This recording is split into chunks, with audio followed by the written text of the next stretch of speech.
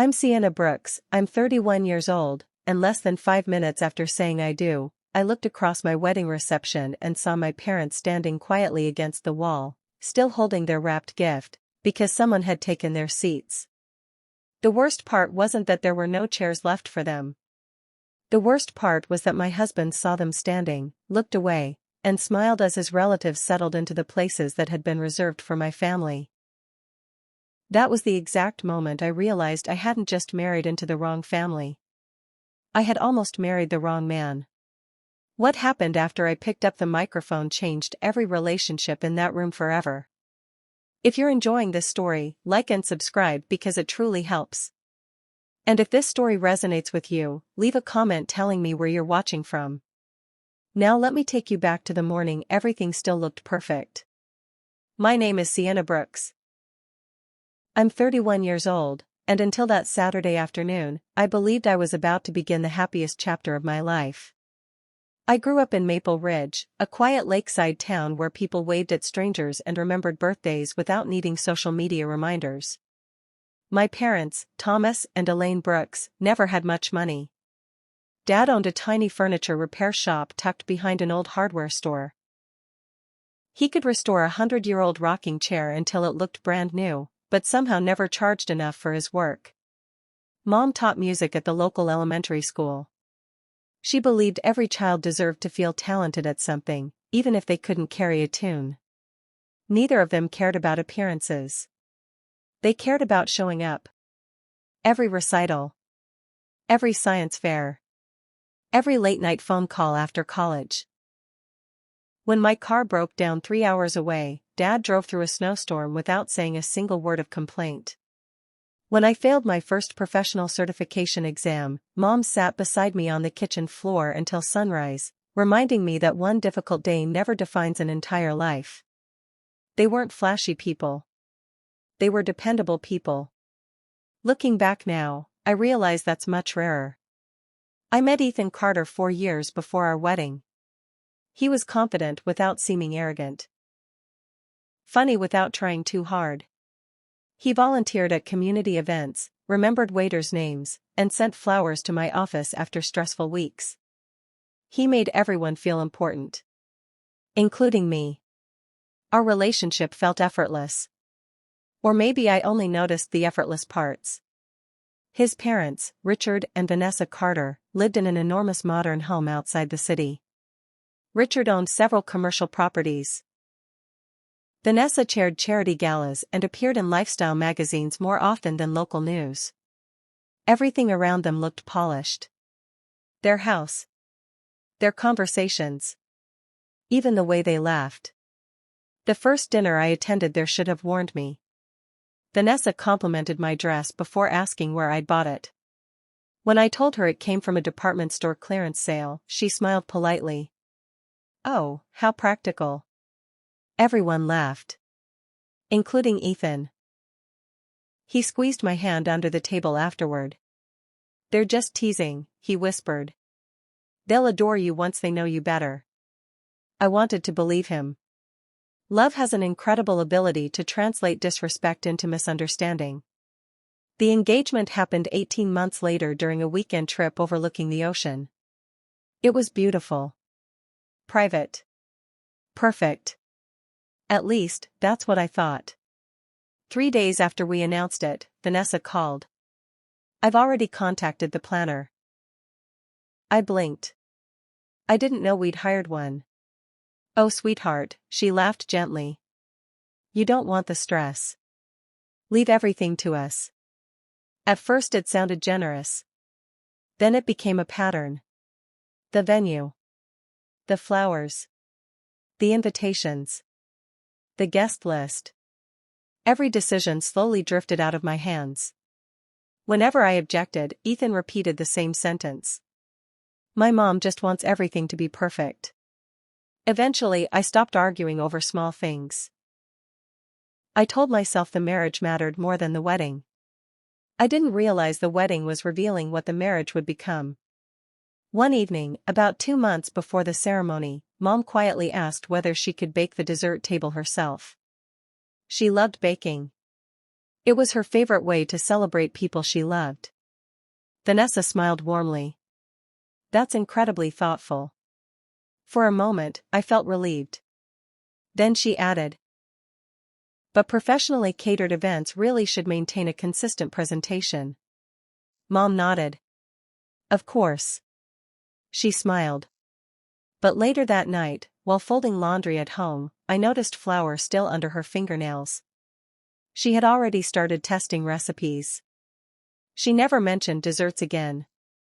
The morning of the wedding arrived wrapped in golden sunlight. I woke up in my childhood bedroom. The same faded bookshelf. The same tiny crack across the ceiling. The same lavender scent drifting from Mom's garden outside my window. Everything felt calm. Dad knocked softly. You awake, kiddo? I smiled. For about an hour. He stepped inside wearing jeans and an old sweatshirt. Not yet dressed. Just Dad.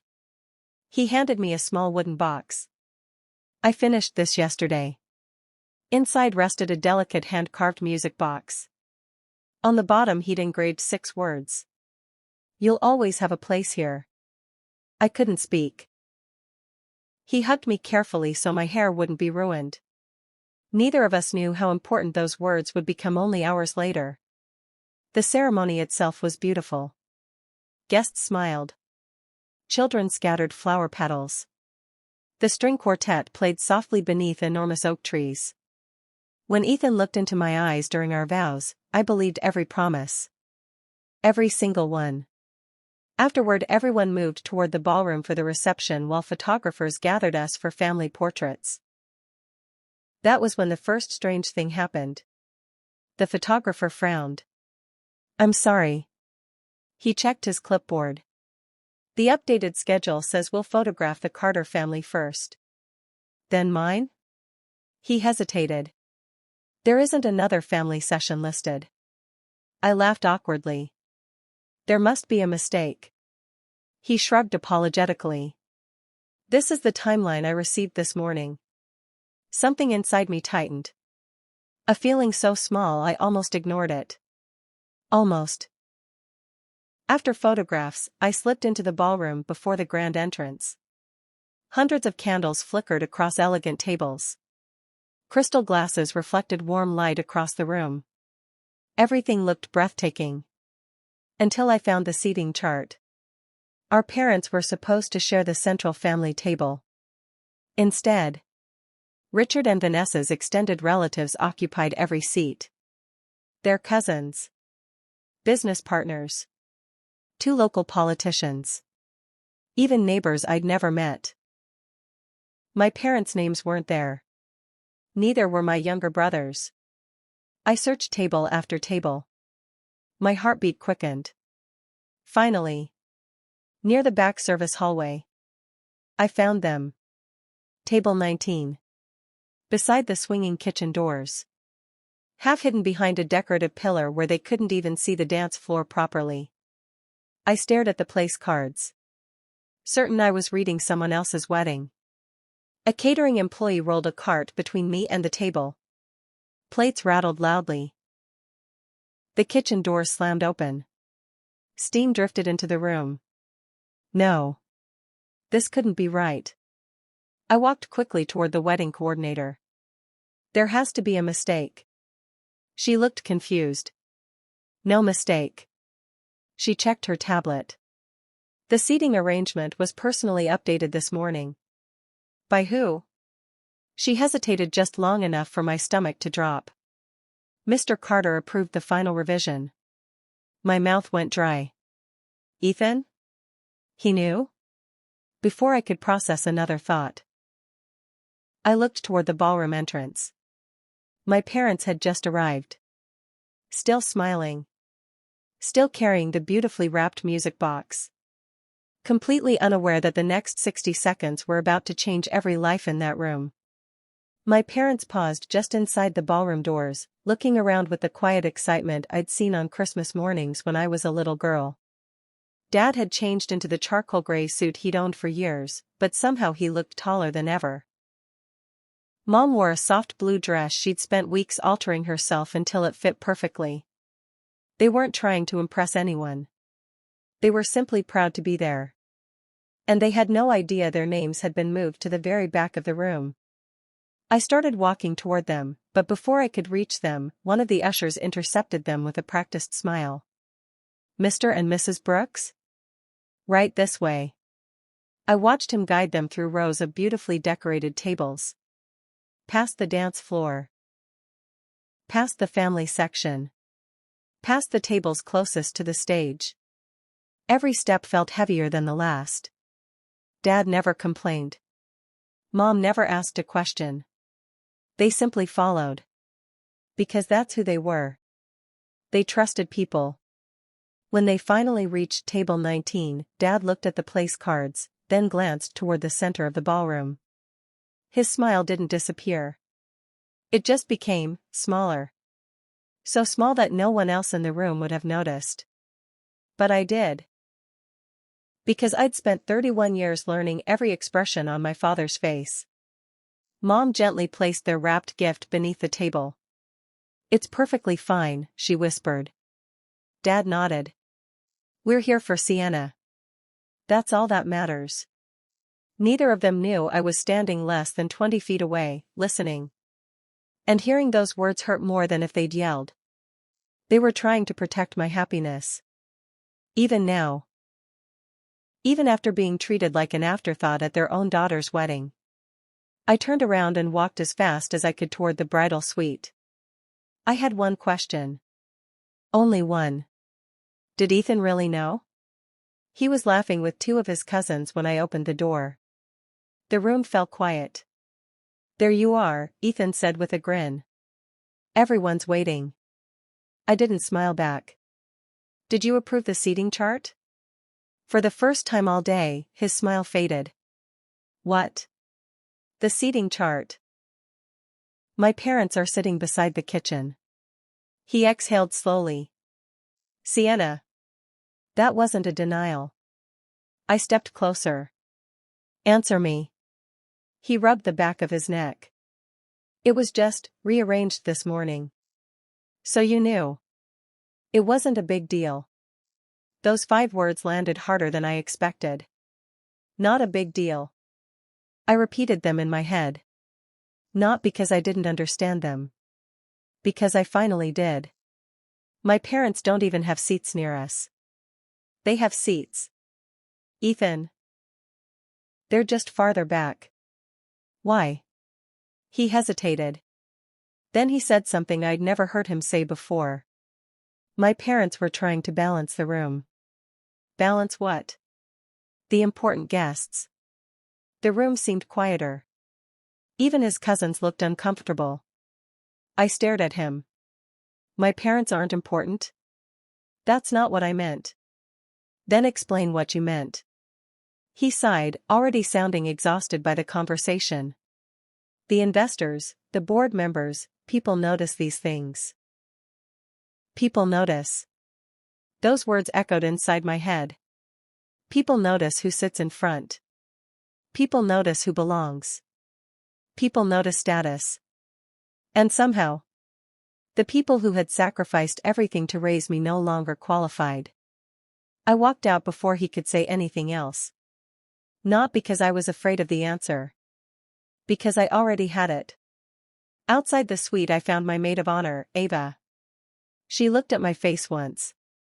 What happened? I told her. Every word. She listened without interrupting. When I finished, she folded her arms. I've been waiting for this. I blinked. What? I hoped I was wrong. What are you talking about? She lowered her voice. 3 weeks ago I overheard Vanessa telling the planner that your side of the family needed to be less visible. The hallway suddenly felt colder. You never told me. I tried. She looked genuinely heartbroken. But every time I brought up concerns, you defended Ethan. She wasn't accusing me. She was telling the truth. And that somehow hurt even more. The ballroom doors opened. Guests were beginning to find their seats. Music floated through the hallway. Laughter echoed from inside. The celebration was beginning. Mine was falling apart. I walked toward the entrance again. This time I wasn't looking for Ethan. I was looking for my parents. Dad had taken off his suit jacket because the kitchen doors kept blowing warm air toward their table. Mom was pretending not to notice every waiter squeezing behind their chairs. She kept smiling whenever anyone looked their way. It was the same smile she'd worn when money was tight during my childhood. The smile that said, "Everything's okay." Even when it wasn't. Then something happened that I will never forget. One of Ethan's distant relatives approached their table carrying a handbag. She looked at Dad's place card. Then at him. "Oh." She smiled awkwardly. "I think you're actually sitting at our table." Dad immediately stood. "I'm sorry." He picked up his jacket. "I'm sure we misunderstood." The woman called over another usher. The usher checked the seating chart. "No, sir." He pointed to the place card. "This is your seat." The woman looked embarrassed. "Oh." She forced a laugh. "I just assumed." She stopped herself. Dad smiled politely. "No harm done." She walked away. But I knew exactly what she hadn't finished saying. "I just assumed. You couldn't possibly belong here." That single unfinished sentence shattered something inside me. I walked over to table 19. Mom looked surprised. "Aren't you supposed to be getting ready for the entrance?" Instead of answering, I crouched beside them. "I'm so sorry." Dad frowned. "For what?" "This." He looked around the room. Then back at me. "Sienna." His voice remained calm. "It's one dinner." "No. It's not." Mom gently touched my hand. "Sweetheart. We don't want you worrying. We're happy." "Happy?" "No." They were protecting me. Again. Just like they always had. Dad squeezed my shoulder. "You've built a beautiful life. Don't let one small thing ruin today." I wanted to tell him it wasn't a small thing. It was never about chairs. It was about respect. About belonging. About the message behind the chairs. But before I could speak, the master of ceremonies picked up the microphone. "Ladies and gentlemen." The ballroom lights dimmed. "Please welcome our newly married couple." Applause exploded across the room. Everyone turned toward the entrance. Everyone except me. I was still kneeling beside my parents. Still holding my father's hand. And across the ballroom, I saw Ethan. Standing beneath the spotlight. Smiling. Waiting for me to walk in beside him as if nothing had happened. Then I noticed something else. Vanessa was watching me. Not with concern. Not with guilt. With expectation. As though she fully believed I would smile. Play my role. And pretend none of this mattered. She gave me the smallest nod. A silent instruction. "Come on. Don't make a scene." At that exact moment, my eyes drifted toward the stage. Toward the microphone. Toward 200 guests who believed they were about to watch the first dance. Instead, I made a decision that would leave the entire ballroom in complete silence. I took one step. Not toward Ethan, but toward the microphone. The applause was still echoing through the ballroom as I walked in the opposite direction. Not toward Ethan. Not toward the dance floor. Toward the stage. Toward the microphone. At first, nobody noticed. The guests assumed it was part of the schedule. The photographer kept taking pictures. The string quartet continued playing. Even the wedding planner smiled, convinced everything was unfolding exactly as planned. Then I climbed the 2 small steps onto the stage. The music faltered. The master of ceremonies looked confused. "Oh, Mrs. Carter, we'll be starting the first dance in just a moment." I smiled politely. "I just need 1 minute." He hesitated before handing me the microphone. It felt heavier than I expected. I looked across the room. 200 faces. Friends. Family. Neighbors. Coworkers. People who had traveled hours to celebrate what they believed was the happiest day of my life. Ethan's smile had disappeared. Vanessa stood frozen beside the head table. Richard whispered something into his son's ear. No one knew what was coming. Not even me. I took a slow breath. "My name is Sienna Brooks." The room became completely silent. "I know this isn't part of the program." A few nervous laughs drifted through the crowd. "I promise I won't keep you long." I looked toward the back of the ballroom. Toward table 19. My parents immediately looked uncomfortable. Mom shook her head almost imperceptibly. "Please don't." Dad simply watched me. Calm. Steady. The same way he had watched every difficult moment in my life. Always ready to catch me if I fell. I smiled at them. Then turned back to everyone else. When I was 7 years old, I began. My bicycle chain broke halfway home. A few guests exchanged puzzled looks.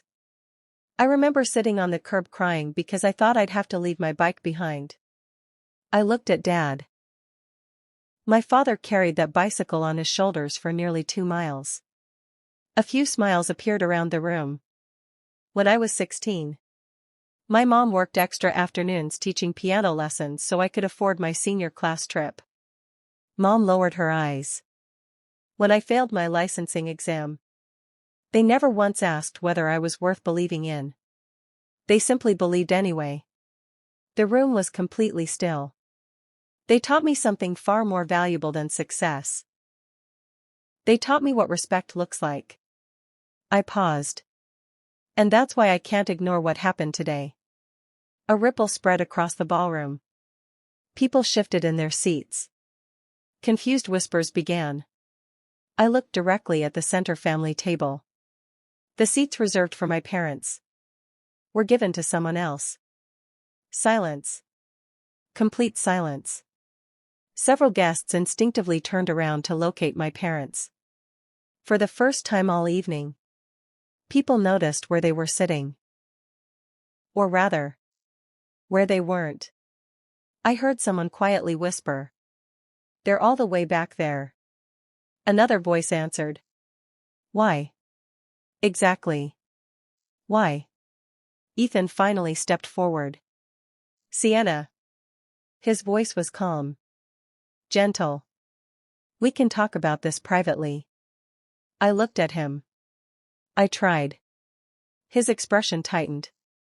"This isn't the place." "No." I nodded slowly. It became the place the moment my parents were treated like they didn't belong at their own daughter's wedding. The room grew even quieter. Vanessa stood abruptly. "Sienna." Her polished smile returned. "This is simply a misunderstanding." I met her eyes. "Then help everyone understand." She opened her mouth. Nothing came out. The wedding planner hurried toward the stage. Perhaps hoping to rescue the evening. Perhaps hoping to rescue the schedule. I gently stopped her. "This isn't about embarrassing anyone." I turned back toward the guests. "This is about telling the truth." I could hear cameras clicking. Not from photographers anymore. Guests had quietly begun recording. No one was speaking. Everyone was watching. I stepped down from the stage. Microphone still in my hand. Instead of returning to Ethan, I walked the entire length of the ballroom. Straight toward table 19. The room naturally parted for me. People moved their chairs aside without being asked. I reached my parents. Dad stood immediately. "Sienna." "It's okay." "No." My voice trembled. It isn't. I turned toward everyone again. I'd like you all to meet the two people responsible for every opportunity I've ever had. Mom looked mortified. Dad looked like he wished the floor would open beneath him. They never asked for recognition. They've spent their entire lives making sure other people felt loved. I swallowed hard. My father repairs furniture. My mother teaches children music. They've never owned luxury cars. They've never attended charity galas. They've never measured people by status. They simply raised their daughter to believe kindness matters. Several guests quietly lowered their eyes. I noticed something unexpected. An older gentleman from Ethan's side slowly stood. Then another. Then another. Without saying a word. 3 guests walked toward table 19 carrying their chairs. One of them smiled at Dad. "Sir. I'd rather stand." Dad looked stunned. "You don't have to do that." The gentleman shook his head. "I know. That's exactly why I'm doing it." The room shifted. Not physically. Emotionally. People were beginning to understand. Across the ballroom. Vanessa's composure finally cracked. She hurried toward Ethan. They whispered urgently. Richard joined them. The wedding planner looked close to tears. This wasn't part of anyone's carefully designed timeline. Except mine. Because for the first time all day, I had stopped following someone else's plan. Ethan walked toward me. Slowly. Carefully. As though approaching someone standing on the edge of a cliff. "Can we please talk?" I nodded. "Here. Not in front of everyone." "Why not?" His shoulders slumped. "This isn't who you are." I almost smiled. "No. It isn't. The woman you thought would quietly accept this. She doesn't exist anymore." He looked genuinely shaken. Not angry. Not defensive. Shaken. Perhaps because he was realizing something. The version of me that kept making peace. Kept apologizing. Kept overlooking small signs. Had finally disappeared. He lowered his voice. "I never wanted to hurt your parents. I believe you." His eyes widened slightly. "You do?" "Yes. I think you wanted to avoid disappointing your mother." He didn't answer. Because he couldn't. "I also think," I continued softly, "that somewhere along the way, you forgot your first responsibility today wasn't protecting appearances. It was protecting your wife." His eyes filled. For one brief second, I saw genuine regret. But regret arrives after choices. Not before them. I looked around the ballroom once more. No one had returned to eating. The music had stopped entirely. The first dance hadn't happened. None of it mattered anymore. Because something far more important had entered the room. Truth. And truth has a way of making beautifully decorated rooms feel very small. I slowly handed the microphone back to the master of ceremonies. Then I reached into the small satin purse hanging from my wrist.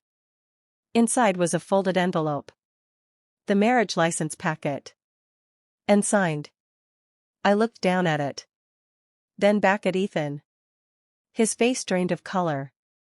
For the first time, he realized exactly what I was holding. And exactly what I was about to say. The ballroom was so quiet that I could hear the soft hum of the air conditioning. 200 people. Not a single conversation. Not a single clink of silverware. Every eye was fixed on the envelope in my hand. Ethan stared at it as though it had suddenly become the most important object in the world. Because it had. Inside was our marriage license. The ceremony had taken place. The vows had been spoken. The rings were on our fingers. But one final step remained. Neither of us had signed the legal documents yet. We had planned to do it after dinner, just before the cake cutting. Vanessa had insisted it would make for beautiful photographs. Now, that same decision had become the one thing neither she nor Ethan could control. I slowly looked at Ethan. Do you know why my father made me this? I reached into my purse again and carefully removed the small wooden music box he had given me that morning. The polished walnut caught the light from the chandeliers. It's beautiful, someone whispered. I opened the lid. A gentle melody floated through the silent ballroom. It wasn't loud. It didn't need to be. The entire room seemed to lean in. I turned the box over and read the engraving aloud. You'll always have a place here. My voice almost broke. My father carved these words with his own hands the night before my wedding. I closed the lid. He didn't know that, just a few hours later, someone would decide he no longer had a place beside his own daughter. Across the room, I saw my mother quietly wipe a tear from her cheek. She wasn't crying because of where she had been seated. She was crying because she knew how much this moment was costing me. Ethan took another step closer. Sienna, please. There was no anger in his voice anymore. Only fear. We can fix the seating. I looked at him. No. We can move everyone right now. I gently shook my head. The chairs were never the real problem. He swallowed hard. I know. Do you? He hesitated. I made a mistake. I nodded. Yes. You did. But mistakes happen in seconds. This took planning. I turned toward the guests. The seating chart changed. The family photographs changed. The printed program changed. My parents' names disappeared from the acknowledgements. Gasps quietly spread through the ballroom. Many guests picked up the ceremony program still sitting beside their plates. Pages began turning. Whispers grew louder. I don't see their names. They're right. When was this changed? The truth was beginning to spread on its own. No speech from me could stop it now. Vanessa stepped forward. Her elegant composure had returned, but only on the surface. I think this evening has become emotional. I looked at her calmly. It has. And I think some assumptions are being made. I nodded. So let's remove the assumptions. I faced her directly. Did you approve the changes? She hesitated. Only for a second. Yes. And did you ask Ethan before making them? Another pause. Yes. The room grew even quieter. No one expected her to admit it so quickly. Perhaps she believed honesty would make it seem reasonable. It didn't. I asked one final question. Did you ever tell me my parents were being moved? She didn't answer. She couldn't. Because the answer was no. My father suddenly stood. Sienna. His voice was gentle. That's enough. I turned toward him. He gave me the same smile he'd given me when I scraped my knees as a child. The smile that always said, "It's okay." He slowly walked toward me. Every step felt painfully familiar. Those were the same steady footsteps that had walked beside my bicycle when I was learning to ride. The same footsteps that had walked me into elementary school. The same footsteps that had walked me down the aisle less than 3 hours earlier. He stopped in front of me. I'm proud of you. Tears filled my eyes. But, he continued softly, don't carry anger into your future. I don't want revenge. I don't want anyone humiliated. I just don't want you losing yourself. That was my father. Even now. Even after everything. His first concern wasn't his own dignity. It was mine. I wrapped my arms around him. The ballroom disappeared. For a few seconds, I wasn't a bride. I was simply his daughter again. When we stepped apart, he quietly whispered, "You've already proved the kind of woman you are. You don't have to prove it again." Those words settled deep inside me. He was right. This wasn't about winning. It wasn't about making someone else lose. It was about deciding what kind of life I wanted from this moment forward. I turned back toward Ethan. He looked completely different now. The confidence that had always surrounded him was gone. He wasn't standing like a groom anymore. He looked like a man finally confronting the consequences of years of avoiding difficult conversations. I should have stopped it. His voice cracked. The moment my mom suggested changing anything, I should have said no. I listened quietly. I kept telling myself it wasn't important. I kept choosing the easy conversation instead of the right one. He looked toward my parents. I'm sorry. I truly am. Dad nodded politely. Mom smiled through tears. Neither of them said a word. Because apologies belong to actions, not audiences. Then something happened that none of us expected. Richard Carter slowly stood from the head table. For most of the wedding, he had remained silent. Watching. Listening. He walked toward the stage with measured steps. When he reached the microphone, he didn't look at his wife. He looked at everyone else. I've spent 35 years building businesses. He paused. And somewhere along the way, I confused reputation with character. The room remained silent. I watched decisions being made today that never should have happened. He looked directly at my parents. Mr. and Mrs. Brooks. I owe you an apology. Not because someone had forced him. Because he had chosen to. He turned toward the wedding staff. I'd like every member of the Brooks family moved to the front immediately. The coordinator nodded. Within seconds, staff members began rearranging tables. Guests stood to help. Chairs moved. Centerpieces shifted. No one complained. In fact, several guests volunteered their own seats. The ballroom transformed in less than 5 minutes. Something that had apparently been impossible all afternoon suddenly became remarkably easy. I couldn't help noticing that. The new family table was finally ready. Dad looked at it. Then looked at me. He smiled warmly. It's beautiful. I smiled back. It always should have been. He squeezed my hand. Then quietly asked the question I hadn't yet answered. What are you going to do? I looked down at the unsigned marriage license still resting in my hands. The envelope suddenly felt heavier than before. Not because of paper. Because of the future inside it. I loved Ethan. Or at least, I loved the man I believed he was. But could I build a lifetime with someone who had remained silent when my parents needed him most? Could one apology erase years of overlooked warning signs? I honestly didn't know. And for the first time that day, I refused to rush the answer. I slowly raised my eyes toward the front of the ballroom. Toward Ethan. He wasn't asking me to forgive him anymore. He wasn't asking me to continue the reception. He was simply waiting.